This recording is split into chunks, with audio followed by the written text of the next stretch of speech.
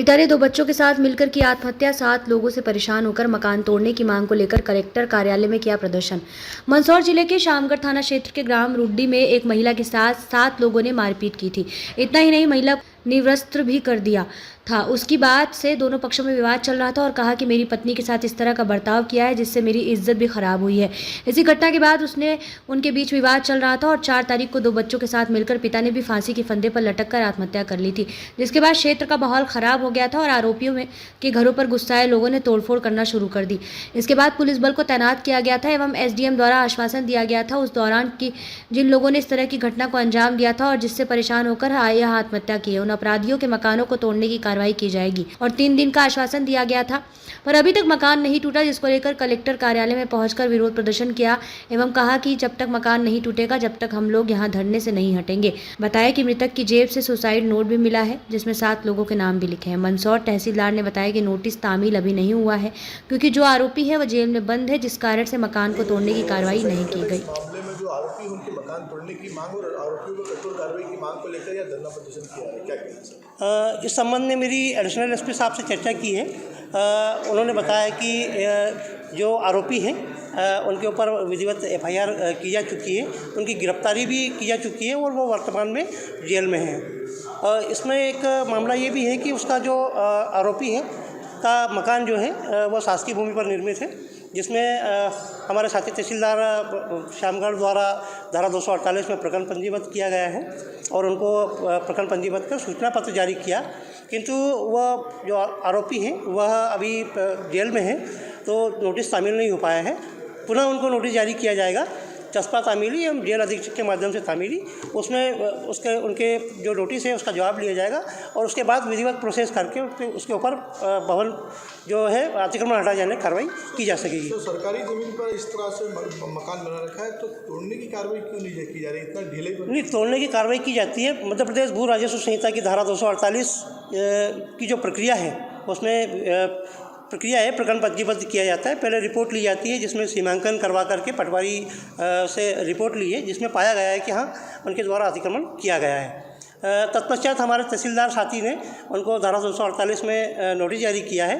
Notice जारी करने के उपरांत संबंधित व्यक्ति जेल भेज दिया गया था, इस कारण से उन्हें तामीली नहीं हो पाई है, तो वो पुनः नोटिस जारी कर रहे हैं, चस्पा नोटिस एवं जेल अधीक्षक के माध्यम से तामीली नोटिस जारी कर रहे हैं। वो तामीली नोटिस के बाद में उनका जवाब आने के उपरांत ही उस पर कार्रवाई हो सकेगी। धन्यवाद। मामला यही था सर, मेरी मारपीट की थी उसने नंगी करके, तो उस वजह से मेरा पति ने ये किया है। उनकी वजह से फांसी ली है, मेरा लड़का लड़की को भी फांसी दी है, तो इसी वजह से क्योंकि मेरी इज्जत नहीं बची थी, नांगी कर दी थी मेरे को। उनके बाद में मेरे पास में क्या इज्जत थी, तो वो तो पहले से ही कम्बल में था। उनके बाद से घर पे आया ही नहीं था, तमिलनाडु से वापस आने के बाद में ये रात ही आया था। ये रात के बाद में सुबह पे लिए घटना हुई, घर पे भी कभी नहीं आया था वो। क्या अब आरोपियों में क्या कार्रवाई की मांग है?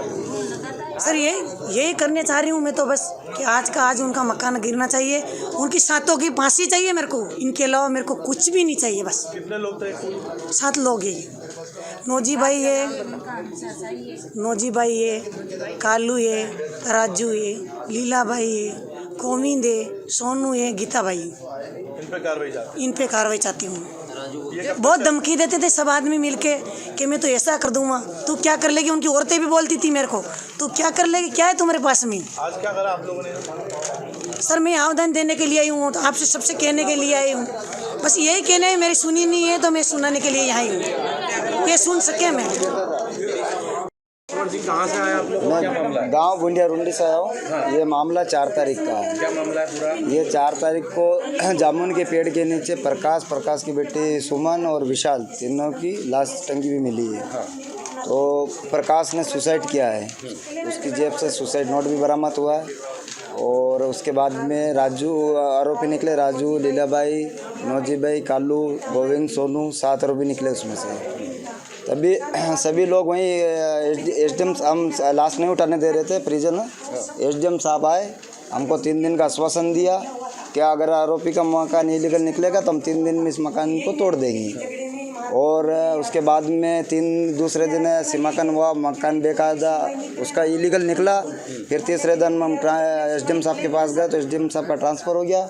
हम नए एसडीएम साहब के पास भी मिले तो उन्होंने बोला कि हम अभी आए, हमें ये जानकारी नहीं है, अभी हम देखेंगे, चलेगा देखेंगे, ऐसा बोला है। उसके बाद कोई कार्रवाई नहीं। हम तहसीलदार के वहाँ भी गए, वहाँ से भी हमको 13 तारीख 16 तारीख ऐसा कुछ बताया रहे हैं। तो मेन बात यह है कि जो प्रशासन ने जो हमको आश्वासन दिया था वो हमारी मांग पूरी की जाए। क्या मांगे आप? हमारी यही मांग है कि 3 दिन का जो हमारा उनका मकान तोड़ने का बोला है, इलीगल मकान है तो उनका तोड़ा जाए। अगर मकान नहीं टूटेगा, जब तक हम शांतिपूर्वक यहाँ प्रदर्शन कर रहे हैं, हम बैठे हैं। क्या विवाद क्या था उन लोगों से?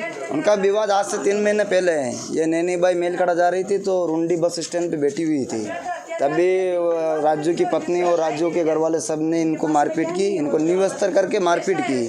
तो हम लोग वहाँ पर तमिलनाडु थे, इनका पति मृतक भी हमारे साथ में ही था। तो फिर इन्होंने हमको वहाँ फ़ोन किया कि हमको नंगी करके बीच चौराहे पे मारपीट की है, ऐसी हमारे साथ में घटना हुई है। तो हमने बोला कि चंदवासा चौकी जाओ, आप वहाँ पर FIR दर्ज करवाओ। तो ये लोग वहाँ गए तो एक लेडीज़ थे, ये अनपढ़ लोग हैं, तो इन्होंने वहाँ पर सारी घटना बताई है कि हमारे साथ निरवस्त्र हुआ है। तो ऐसा पुलिस ने वहाँ पर कोई लेख लिखा ही नहीं उसमें। हाँ, कार्रवाई भी नहीं हुई और उसे FIR में ऐसा कुछ लिखा नहीं है, निरवस्त्र का नहीं लिखा है। जो घटना हुई है वो नहीं लिखी है। मारपीट का मामला दर्ज करके और आरोपी के खिलाफ कार्रवाई नहीं की। अगर वो कार्रवाई उस वक्त हो जाती है आरोपी के खिलाफ तो आज ये हमारे परिजन, मेरा भाई और मेरा भाई की लड़की वगैरह, हमारे 3 घर में आज ये सुसाइड नहीं करते। आज मेरा नाम ईश्वर है।